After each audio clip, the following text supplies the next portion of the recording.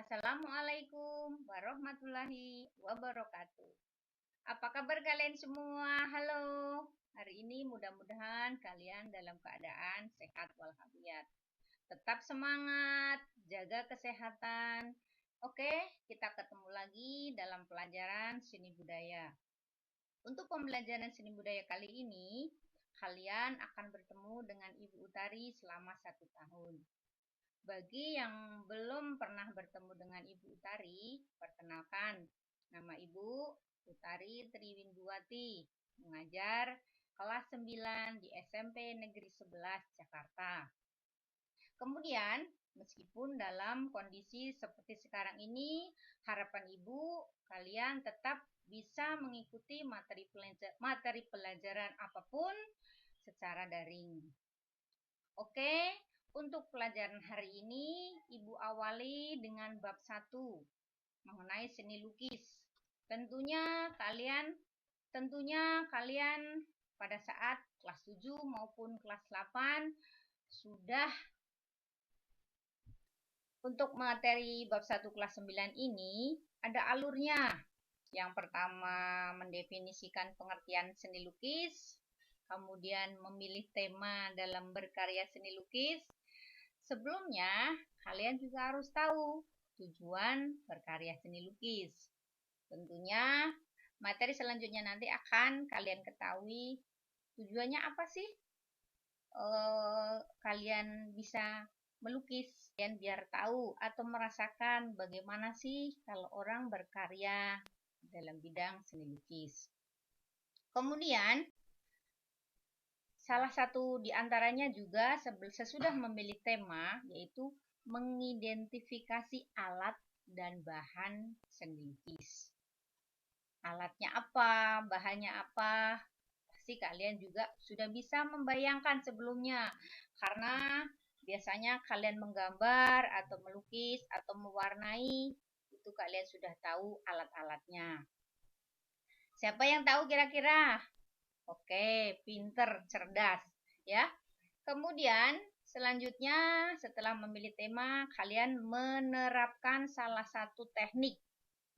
Tekniknya melukis bagaimana caranya, itu akan kita bahas di slide selanjutnya. Dilanjutkan dengan pengertian seni lukis. Di situ kalian bisa lihat dan bisa baca pengertian seni lukis, kemudian melukis, dan lukisan. Lukisan adalah suatu pengalaman artistik yang ditumpahkan dalam 2 dimensional dengan menggunakan warna dan garis. Tujuan dari berkarya seni lukis itu ada 4, yaitu religius, kritik sosial, tujuan ekspresi, dan tujuan komersil. Kemudian selanjutnya ada aliran. Jadi di dalam seni lukis itu ada beberapa aliran. Yang pertama adalah naturalisme. Kalian bisa lihat contoh gambarnya, benar-benar natural seperti aslinya. Kemudian realisme. Realisme itu artinya seperti keadaan kita lihat pada gambar. Kemudian romantik ataupun romantis, bisa juga dikatakan romantis. Kemudian selanjutnya ekspresionisme. Ada ekspresi di dalam lukisan tersebut. Aliran selanjutnya adalah surrealisme.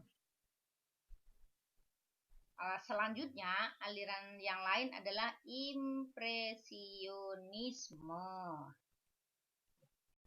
Non-representatif ini adalah perwujudan aliran seni lukis yang menekankan pada unsur formal, struktur, unsur rupa, dan prinsip estetik. Selanjutnya, kalian bisa sebelum berkarya harus mengetahui mengenai tema tadi sesuai dengan alur pembelajaran. Tema di sini ada beberapa tema, yaitu manusia dengan dirinya sendiri. Misalnya memotret dirinya sendiri, kemudian memotret orang lain, bisa juga begitu. Atau juga memotret alam sekitar, kemudian kita jadikan sebagai objek. Bisa juga alam sekitar kita atau alam benda. Jadi materi ini sebenarnya sudah ada di kelas-kelas bawah sebelumnya, baik kelas 7 maupun kelas 8. Bisa juga pada saat aktivitas sehari-hari, misalnya seperti pada gambar di pasar atau di pusat perbelanjaan. Bisa kita jadikan sebagai objek dalam berkarya seni.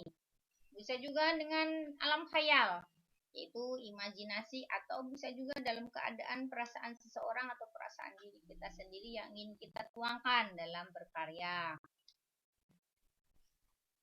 Alat dan bahan berkarya seni itu hampir sama dengan menggambar atau mewarnai, mirip ya.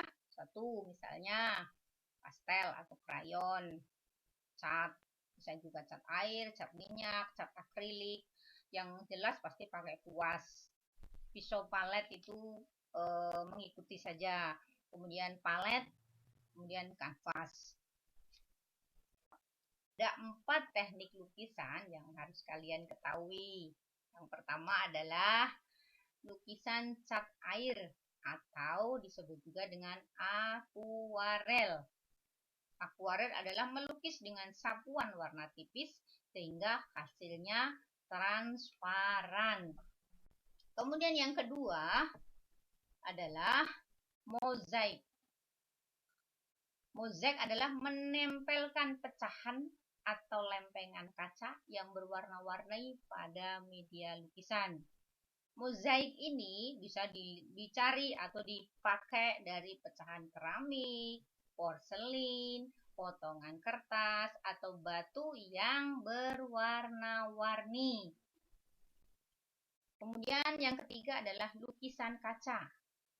Lukisan kaca ini sebenarnya hampir sama seperti mozaik, hanya dia menggunakan kaca, himah atau kuningan ataupun tembaga sebagai penyambung, sehingga kalian bisa lihat. Yang keempat adalah lukisan batik. Tekniknya hampir sama dengan membatik, yaitu dengan menutupi permukaan lilin atau malam batik. Kain yang tertutup lilin akan membentuk titik, garis, bidang, ataupun ruang sebelum menjadi sebuah gambar. Dan hasil akhirnya harus dicelupkan ke larutan pewarna, sehingga hasilnya kalian bisa lihat seperti pada contoh gambar. Ibu sampaikan materi dari berkarya seni lukis tadi. Mudah-mudahan materi ini bermanfaat untuk kalian semua. Kurang lebihnya mohon maaf. Ibu akhiri pembelajaran hari ini dengan wassalamualaikum warahmatullahi wabarakatuh.